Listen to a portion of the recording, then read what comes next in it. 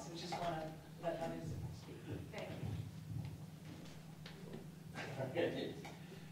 For those who I don't know, who don't know me in the room, my name is Mike Hugo. I'm the chair of the Board of Health here in Framingham.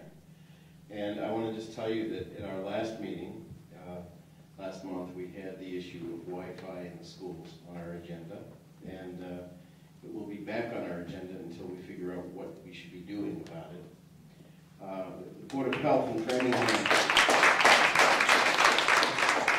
our Board of Health has actually led the nation in several efforts. We're the only Board of Health to ever close a chemical plant in its town because the state wouldn't do it, so we did. We're the only we were the first Board of Health to pass smoking regulations in the workplace. The only Board of Health in the country to regulate raw milk in its municipality. So we're not afraid to do this. We actually blocked 9 cell phone towers about 5 or 6 years ago at town meeting. They were trying to put through a policy or a lease to the industry to put 9 towers next to schools, a hospital, nursing home, in a neighborhood, and we blocked that by a 6-month moratorium and let them know during that 6 months that we're going to just fight it because I'll do it for free. I'm an environmental lawyer by day.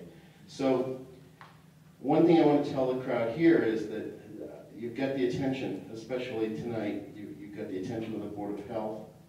I can speak because I already have spoken to the chair of the school committee, whose last name is the same as mine because she's my wife.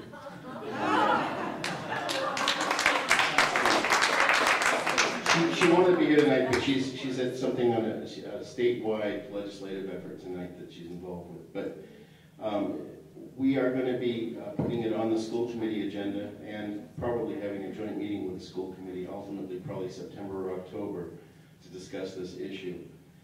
There are some concerns. There are some easy fixes that we heard about tonight, and I thank you for that because I have been scratching my head and trying to figure out, because we just, as Mr. Rizzoli will tell you, the town just appropriated about $1 million to wire up the Wi-Fi up the schools, because one of the problems we have is that the testing that's done for schools now, by 2019, will all be computerized based. But that's a very, very important point. Computers are great, but you can wire them. Right. There's no reason they have to be wireless. And people need to understand that. Actually, you're going to save money if you go wired instead of wireless, because you see, those routers cost money, and they break and they have to be replaced. If you invest in the infrastructure for wired in the first place, and you can actually have whole, I don't know if you've seen them, some schools have like 20 of these computers on wheels, and you wheel them from one classroom to another, and each time you use them, you plug them in to Ethernet cables. You need fewer computers for a school, because every kid doesn't have to be, we've heard from Dr. Steiner-Adair, she'll tell you, and she'll come talk to your school board, because she's local when she's in the country, she lives in Newton, she'll tell you that children should not be on screens all day long. You know perhaps that the Los Angeles United School District had a huge failure when they were going to give an iPad to every child, a huge deal, a sweetheart deal for the industry that got exposed when they found out that the guys buying the iPads for the schools and the guys selling them were in collusion. But the other thing that happened is when they tried to implement this all Wi-Fi all the time policy, it didn't work. They couldn't create a network of Wi-Fi for so many hundreds of students to work at the same time. So we really have a tremendous problem of bandwidth. So testing with computers, that may be okay, but having it be wireless, there's no way. Just one more point. Please. All right, my final point is that I know that today you all spent some time at the State House trying to get the state to do something, and I know that the state takes a long time. I know that to go through a town bylaw in Framingham, we have to go to town meeting.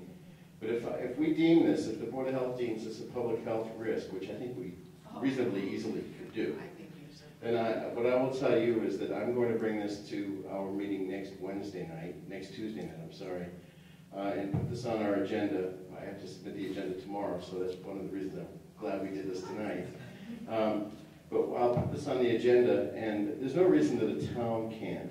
We have a lot of outlets in our town that sell wireless equipment, and we have Best Buy here. You know, we have all of them, and there's no reason that we can't pass, just like we did with smoke-free workplace, just like we did with various milk regulations, well regulations, other regs that we've done that we couldn't get the state to act on. Maybe if it started out as a grassroots effort at the town levels. Yeah. And I know we have Wayland in the room, and I know we have a former selectman from Wayland who's here, who's an attorney also. Maybe we started on a grassroots level with the towns, and maybe the state will pick up on it. So we'll put this on our agenda, and we'll start to work on it.